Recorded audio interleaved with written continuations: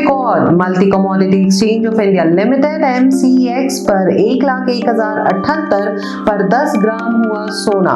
Israel Iran tension, federal reserve system meet और strong dollar ने बनाया हाई प्योरिटी बुलियन को ब्लॉकबस्टर।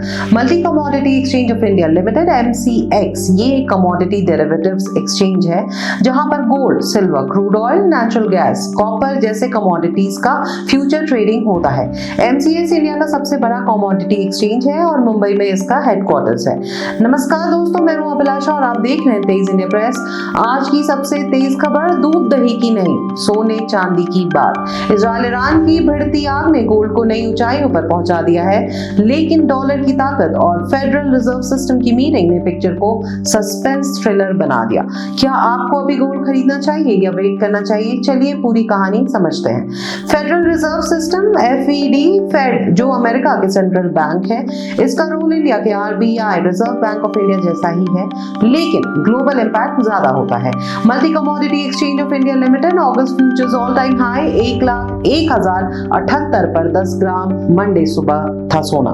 अब 1 लाख का साइकोलॉजिकल लेवल न्यू नॉर्मल हो चुका है। इजराइल ईरान के बीच ताजा मिसाइल हमलों के बाद सेफ हेवन डिमांड में जबरदस्त उछाल आया है, यानी निवेशक जोखिम वाले एसेट जैसे स्टॉक से पैसे निकालकर सोना जैसे सुरक्षित विकल्पों में निवेश कर रहे हैं, क्योंकि जंग जैसे हालातों में गोल्ड को एक सुरक्षित निवेश सेफ हेवन एसेट माना जाता है। Safe haven demand zooms after fresh Israel Iran missile exchange, investors risk asset से भागकर बुलियन की तरफ। बुलियन मतलब शुद्ध सोना या चांदी जो लोग ट्रेडिंग या इन्वेस्टमेंट के लिए यूज करते हैं।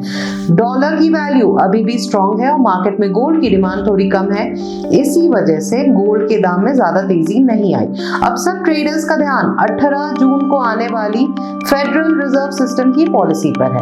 एक्सपर्ट्स कह रहे हैं कि MCX multi commodity exchange of India limited gold 99,100 से लेकर 99,650 तक गिर सकता है और 1,01,100 से लेकर 1,01,800 तक जा सकता है। इंटरनेशनल मार्केट में गोल्ड $3,420 का सपोर्ट और $3,510 तक रेजिस्टेंस दिखा रहा है। गोल्ड के साथ साथ सिल्वर भी तेजी में है, 1,04,000 से 1,05,000 के बीच लेना सही रहेगा, लेकिन 1,07,200 से 1,08,000 के आसपास दाम रुक सकते हैं। देश की जनता के लिए कुछ सवाल शॉर्ट टर्म ट्रेडर्स के लिए, क्या आप 99,600 से लेकर 99,100 के बीच गोल्ड सस्ते में खरीदने का मौका ढूंढ रहे हो या फिर फेडरल रिजर्व का 18 जून वाले डिसीजन का वेट करेंगे? लॉन्ग टर्म इन्वेस्टर्स के लिए, क्या इजराइल ईरान की टेंशन की वजह से गोल्ड के दाम जो बढ़े वो लंबे समय तक टिकेंगे या 1,05,000 तक पहुंचने से पहले ही प्रॉफिट बुक कर लेना चाहिए? मैक्रो वॉचर्स के लिए, अगर क्रूड ऑयल और डॉलर दोनों स्ट्रॉन्ग बने हैं तो क्या गोल्ड अपना सेफ हेवन स्टेटस बना पाएगा या गिरने लगेगा? कमेंट सेक्शन में बताइए, हमारे एक्सपर्ट्स आपके सवालों को पिक करेंगे।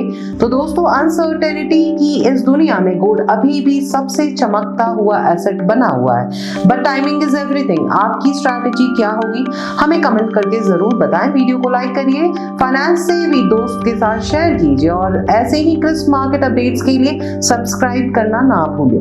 मैं हूं अभिलाषा, तेज इंडिया प्रेस के साथ मिलते हैं अगले बुलेटिन में। तब तक स्टे इन्फॉर्म्ड, स्टे इन्वेस्टेड। धन्यवाद।